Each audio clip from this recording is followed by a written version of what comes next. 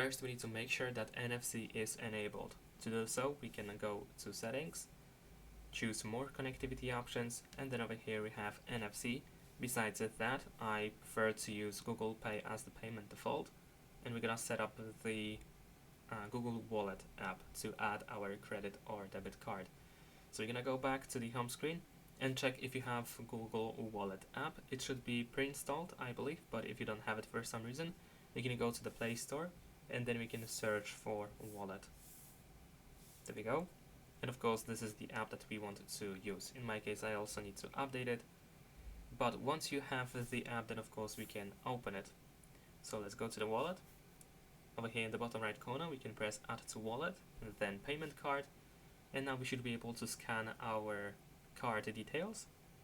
If it doesn't work for you for some reason, you can press Enter Details manually at the bottom. Fill everything in, scroll all the way down and choose Save and Continue, and then follow the rest of the instructions that you will see on the screen in order to finalize this process and add your credit or debit card to your phone, to the Wallet app.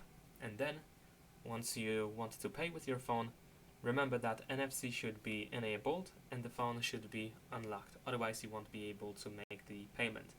You can also add the NFC button to the control center, so you can press the edit button because I believe it is actually not added by default, and in system toggles you should be able to find NFC so that if, for example, you don't want to have it enabled all the time, then of course we can turn it on or off over here. And that's about it. Check out this playlist to find more guides, like, comment, subscribe.